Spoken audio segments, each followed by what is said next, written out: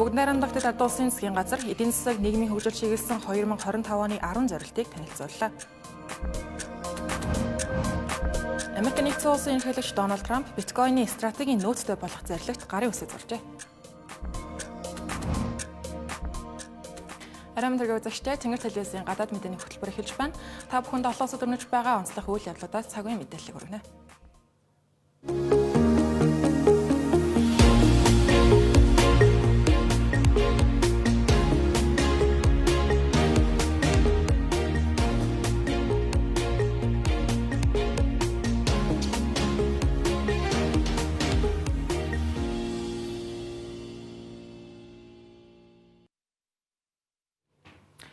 Европын холбооны удирдагчид Брюссел хотноо яаралтай дээд хэмжээний уулзалт хийж Украины аюулгүй байдлын асуудлаар хэлэлцсэн байна. За учир нь энэ 7 хоногт Америкийн нэгдсэн улс Украинд үзүүлэх зэвсгийн тусламжаа төрх хугацаанд зогсоох шийдвэр гаргасан байна. Европын холбооны удирдагчид энэхүү уулзалтын үеэр голчлон батлан хамгаалах салбарт хамтын ажиллагаагаа бэхжүүлэх, Украины тусламжийг үргэлжлүүлэх тухай хэлэлцсэн байна. Уулзалтанд Украин улсын ерөнхийлөгч Володимир Зеленский, Европын комиссийн ерөнхийлөгч Урсула фон дер Лайен, за мөн Европын зөвлөлийн ерөнхийлөгч Анжела Коста, Франц улсын ерөнхийлөгч Эммануэл Макрон зэрэг улс төрийн өндөр албан тушаалтнууд оролцсон байна. Дээд хэмжээний уулзалтаас гарсан гол шийдвэрүүдээс дурдвал юун түрүүнд Европын холбооны орнууд батлан хамгаалах төсвөө нэмэгдүүлэх үүрэг амлалт өгсөн байна. Энэ нь Украины дан 4 дахь жилдээ үргэлжилж байгаа за мөн Европ, Америкийн нэгдсэн улсаас хамаарал багтаагаар батлан хамгаалах бодлогоо тодорхойлох цааш нь авч явах шаардлагатай болсонтой холбоотой гэдэг нь бол гарцаагүй.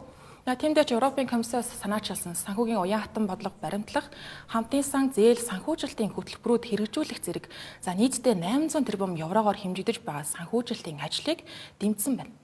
Уулзалтын үеэр Европын комиссийн ерөнхийлөгч Урсула фон дер Лайен Украины аюулгүй байдал Европын нийт улс орнуудын аюулгүй байдалтай шууд холбоотой гэж үзэж байгаагаа илэрхийлсэн байгаа юм. Европын холбооны улс орнуудад харьцангуй төвийг сахисан байр суурьтай байдаг Унгар улсын ерөнхий сайд Виктор Орбаны хувьд Франц улсын ерөнхийлөгч Эммануэл Макронтой хийсэн уулзалтынхаа дараа инх тайвны нөхцөлийн талаар санал зөрүүлдэж болох ч гэлээ Европын батлан хамгаалах чадварыг бэхжүүлэх тухайд санал нэгдэж байгаа гэдгийг хэлсэн байна. Уулзалтын үр дүнд гарсан дараагийн онцлог шийдвэрүүдийн тухайд Украин улсад үзүүлэх Европын улс орнуудын зэвсгийн тусламж Америк нэгдсэн улсын бодлого шийдвэрээс үл хамааран үргэлжлэхээр болсон тухай байгаа юм. Украин улсын ерөнхийлөгч Володимир Зеленский Европын удирдагчдад хандан уулзалтын үеэр талархал илэрхийлсэн байгаа. Мөн цааш уулзалтын үеэр талууд Украины аюулгүй байдлын баталгаа олгох сайн дурын эвсэл байгуулахаар болсон байна. Энэхүү Украинд цэрэг зэвсгийн тусламж үзүүлэх энхийн хэлэлцээрийг байгуулах, мөрдүүлэх зорилготой олон улсын эвслийг байгуулах саналыг Их Британий ерөнхий сайд Кир Стармер анх төвшүүлсэн. Их Британи, Франц улсууд энэхүү эвслийг тэргүүлнэ. Одоогийн байдлаар Австрали, Ирланд, Люксембург, Бельги, Турк зэрэг 20 гаруй улс энэхүү эвсэлд нэгдэх хүсэлтэй байгаа гэдгийг илэрхийлсэн байна. Харин Канада, Дани, Швед зэрэг улсын тухайд оролцох эсхийг хараахан шийдээгүй байгаа юм байна. Уулзалтын хүрээнд Украинд үзүүлэх цэргийн тусламж, Европын аюулгүй байдлыг хангах тухай олон шинэ арга хэмжээнүүд танилцуулагдсан байгаа. Үүнд Бельги улс 2026 онд Украинд F-16 сүнөөгч онгоц нийлүүлэхээр болсон байна. Мөн Швед улс НАТОгийн агааны хяналтын ажиллагаанд зориулж Gripen нэртэй сүнөөгч онгоцоо илгээхээр боллоо. Мөн Франц улсын эрх баригчид өөрсдийн цөмийн зэвсгийг Европын аюулгүй байдлыг хангахад хэрхэн ашиглаж болох тухай хэлэлцэж эхлэхийг бүлгийн гишүүдэд уриалсан байна.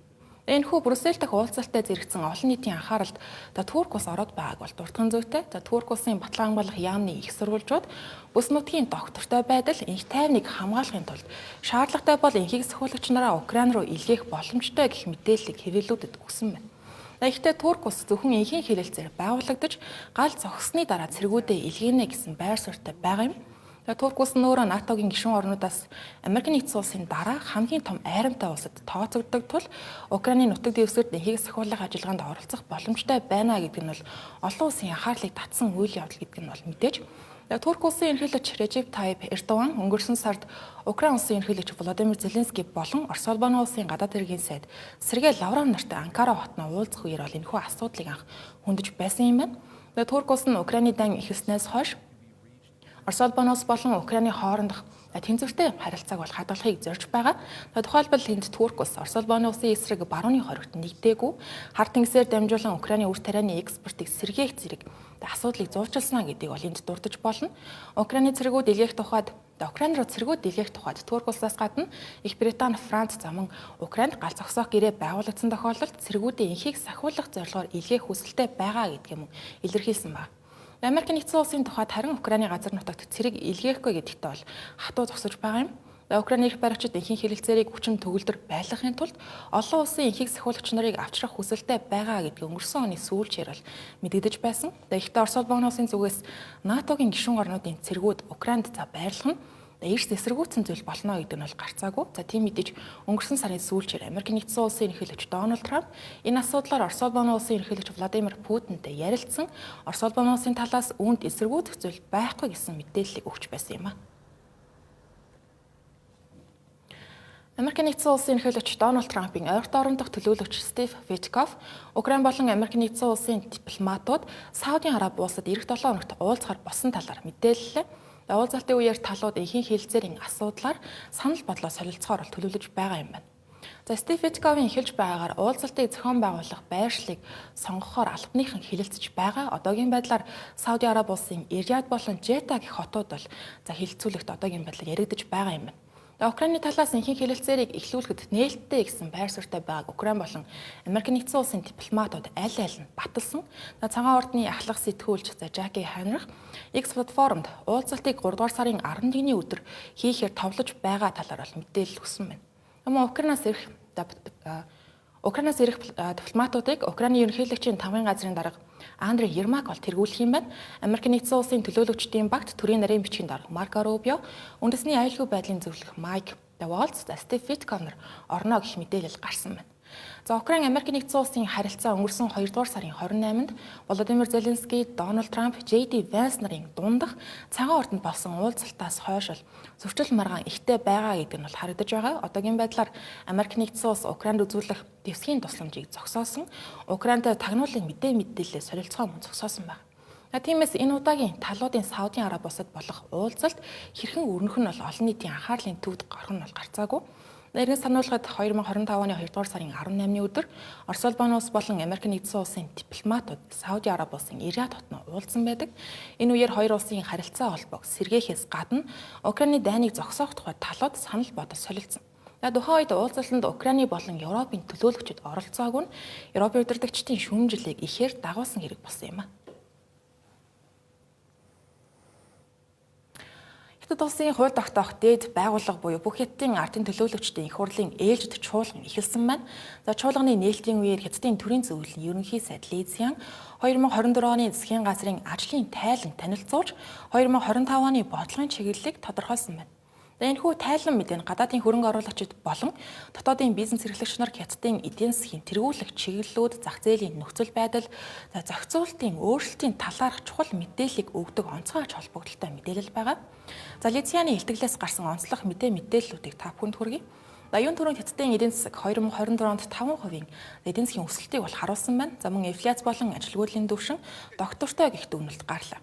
Энэ онд хятад улс мөн л адил 5% эдийн засгийн өсөлтийг бол зорж ажиллахаар босон талаар Ли Цзян илтгэлийнхээ үеэр тодтогсон байна. За бусад статистик үзүүлэлтүүдээс харах юм бол хятадын дотоодын нийт бүтээгдэхүүний хэмжээ өнгөрсөн онд 134.9 их найд юан бол болсон байна. Шинээр бий болсон ажлын байрны тоо 1256 сая гэж гарсан байна. За ажилгүйдлийн түвшин 5.1%-тай гарсан байна. 2025 он нөрөө хятад улсын хувьд бол 14 дахь 5 жилийн төлөвлөгөөнийхэн сүүлийн жил гэдгийг бол анхаарах хэрэгтэй. Энэ онд хятадын засгийн газар өрхийн хэрэглээг дэмжих, дотоодын эрэлт хэрэгцээг өсгөх, дижитал эдийн засгийн шинжилгээг хурдасгах, үл хөдлөх хөрөнгийн зах зээлийг докторжуулах, мөн олон улсын худалдаа хөрөнгө оруулалтыг дэмжих зэрэг олон зорилтуудыг тавьсан байгаа юм. За мөн 2025 онд санхүүгийн бодлогоо илүү идэвхтэй уян хатан байлгах бол зорилго тавьсан байна. За үүнийхээ хүрээнд төсвийн алдагдлыг 4% барина гэх зорилтыг дэвшүүллээ. Энэ 2024 оны төвшөнтэй харьцуулахад бол 1%-аар нэмэгдсэн үзүүлэлт болж байгаа юм. Мөнгөний бодлогын тухайд илүү уян хатан байж зөвлөн мөнгөний бодлого баримтлах замаар эдийн засгийн өсөлтийг доктортой хадгалахыг бол зорино гэлээ. За ерөнхийд нь дүгнээд харуул хятадын 2025 оны эдийн засгийн төлөвлөгөө нь доктортой өсөлтийг хадгалах, технологийн шинжилгээг хурдасгах, дотоодын зах зээлийг дэмжих, санхүүгийн эрсдлийг багасгахад чиглэсэн байна. За мөн энэ оны Хятад улсын хувьд 2026 оноос хэрэгжиж эхлэх 15 дахь 5 жилийн төлөвлөгөөний бэлтгэлийг хангах жилээ гэж хэлж болохоор байна. Америкийн нэгдсэн улс тунгаудахгүй биткойны стратегийн нөөцтэй цөөн хэдэн улсын чагсаалтыг нэгээр нэмэх гэж байна. За Америкийн нэгдсэн улсын ерөнхийлөгч Дональд Трамп өнөөдөр биткойны стратегийн нөөцтэй болох тухай захирамжид гарын үсэг зорьсон байна. За нөөцийг эрүүгийн болон иргэний хэргийг шийдвэрлэх явцад засгийн газарт шилжсэн биткойнуудаар бүрдүүлэхээр болсон байна. Ингэхдээ нөөцөд байршуулсан биткойныг зарж борлуулахгүй харин альва эдийн засгийн хямралаас сэргийлэх зорилгоор хөрөнгө хэлбэрээр хадгална гэж цагаан ортны хиймэл оюун крипто салбар хариуцсан зохицуулагч Дэвид Сакс мэдээлсэн байна. Тэрээр өөрийн сошиал хуудаснаа Америкийн нэгдсэн улсын хувьд түүхэн мөч байлаа хэмээн энэхүү үйл явдлыг тодорхойллоо. Дональд Трамп нь өнгөрсөн 4 жилийн хугацаанд биткойнд эргэлзэж байгаа. Төдийлөн итгэл үнэмшилтэй хандахгүй байгаа гэдгийг илэрхийлж байсантайгаа харьцуулахад одоо үзэл бодол нь эрс өөрчлөгдсөн байгаар энэ мэт бодлого шийдвэрүүдээс нь харагдаж байгаа. Тэрээр сонгуулийнхаа кампанит ажлын үеэр хэд хэдэн удаа крипто зах зээлийг дэмжинэ гэдгийг илэрхийлж байсан. За улмаар түүнийг өнгөрсөн оны 11-р сард сонгуульд ялснаас хойш биткойны ханш түүхэн амжилтуудаа удаа дараа эвдээд байна. Энэ 7 хоногт цагаан ортод зохион байгуулагдах криптовалютын дээд хэмжээний уулзалтын үеэр Дональд Трампын биткойны стратегийн нөөц байгуулах тухай энэхүү захирамжийн хэрэгжилтийн тухай илүү дэлгэрэнгүй мэдээлэлүүд гарах төлөвтэй байна. Одоогийн байдлаар энэхүү шинээр байгуулагдах гэж байгаа нөөц нь хууль эрхцэн хувьд саад тодорхойтой тулгарх хэсэг, за конгрессоос дэмжлэг авч чадах хэсэг гэд олон тодорхойгүй зүйлүүд байна. За нөөцийг дан ганц биткойноор биш өөр олон төрлийн криптовалютуудаар үүсгэх шинжтэй байгаа. Тухайлбал биткойн, Ethereum, XRP, Solana, Cardano гэх криптовалютууд стратегийн нөөцөд багтах болно гэж Дональд Трамп өнгөрсөн 7 хоногийн ням гарагт Truth Social платформ дээр мэдгдсэн байна. Дэвид Саксын хэлж байгаагаар нөөцөд 2000 орчим биткойн байх болно гэсэн байгаа нь одоогийн ханшаар 17.5 тэрбум $. Дүүцэж байгаа юм. Шинээр байгуулагдах сан нь Америкийн нэгдсэн улсын иргэдэд хэр ашигтай байх нь тодорхойгүй байгаа ч гэлээ дотор төлөөгчдөд огт хохирол учруулахгүй гэдгийг Дэвид Сакс амласан байна. Дараагийн онцлог мэдээг хүргэе. Дэлхийд дэвшилтэд чип үйлдвэрлэлээр тэргүүлэгч Тайваны TSMC Америкийн нэгдсэн улсад 100 тэрбум $-ын хөрөнгө оруулалт хийх гэж байгаа гэдгийг энэ 7 хоногт зарласан. За гэвч Тайваны иргэд энэхүү хөрөнгө оруулалтын асуудлаар тун хуваагдмал байр суурьтай байгаа. Үүнтэй холбогдуулан өнөөдөр Тайваны удирдагч Лай Чинтэй TSMC-гийн удирдлагуудтай хамт хэвлэлийн баг хурал зохион байгуулсан байна. Энэ үеэр энэхүү хөрөнгө оруулалтын ажлыг Тайван болон Америк нэгдсэн улсын харилцаан дах түүхэн мөч хэмээн тодорхойллоо. Мөн хөрөнгө оруулалтын төлөвлөгөөнд ямар нэгэн байдлаар улс төрийн дарамт шахалт оролцоо огт байгаагүй гэдгийг тодорхойлсон байна. Өнгөрсөн сарын сүүлчээр Хятад улсын эрх баригчид Тайваныг улс төрийн дэмжлэг авахын тулд хагас дамжуулагчийн салбараа Америк нэгдсэн улсад бэлгэлэх гэж байна гэж хүртэл буруутгаад байсныг иргэн сануулъя. Тухайн үед TSMC Америк нэгдсэн улсын Intel компани хувьцаа эзэмшигч болохоор хэлэлцэж байгаа тухай мэдээлэл цацагдаад байсан.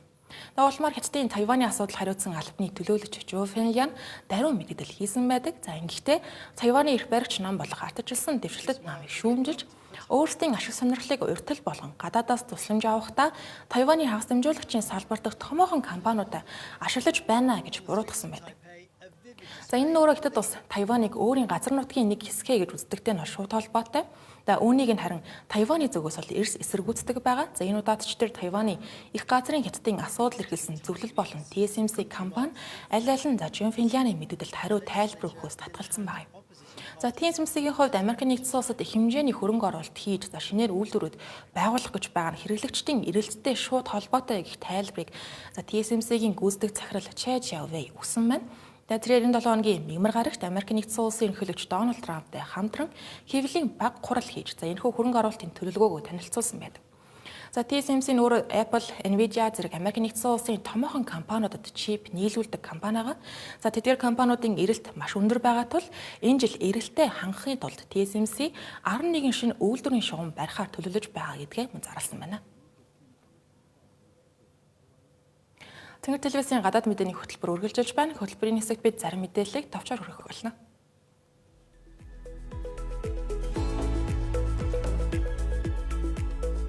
Америк нэгдсэн улсын гадаад худалдааны алдагдал энэ оны 1-р сард түүхэн дээд хэмжээнд хүрчээ.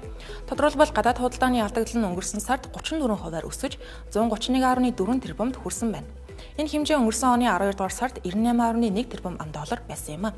Ердөө 1 сарын хугацаанд гадаад худалдааны алдагдал нь 33 тэрбум ам.доллараар ийхүү нэмэгдсэн байгаа нь 2015 оны 3 дугаар сараас хойш хамгийн их өсөлтөд тооцогдож байна. Америкийн нэгдсэн улсын шинэхэн ерөнхийлөгч Дональд Трамп Америкийн нэгдсэн улсыг гадаад худалдааны алдагдaltaгүй улс болох зорилтынхон хүрээнд гадны улс орнуудын эсрэг тарифын арга хэмжээг авч эхлээд байгаа лээ.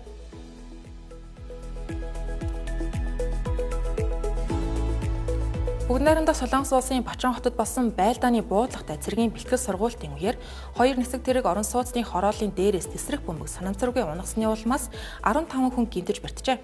Албаныхан хэргийг мөрдөн шалгаж байгаа ба урьдчилсан байдлаар нисгэгч нар алдаа гаргаж бөмбөглөлтийн талбайн координатыг буруу оруулснаас осол болсон гэж үзэж байна. Агаарын хүчний зүгээс цэргийн бэлтгэл сургуулийн үеэр энгийн иргэд хохирсон байгаад өөрчлөлт хүсэж хохирсон иргэдэд нөхөн төлбөр олгохоор болжээ.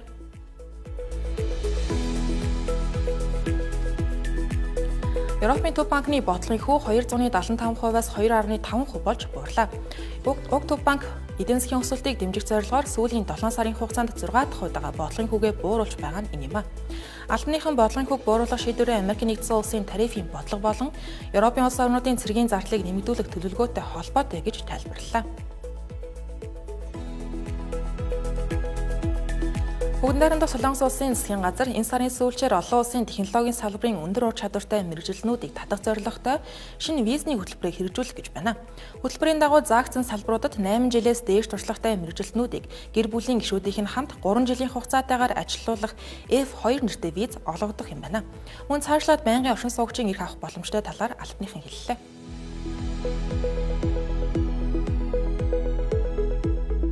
Цэнгэр телевизийн гадаад мэдээний хөтөлбөр та бүхэнд хүрэлээ. Анхаарал хандуулсан явдал баярлалаа.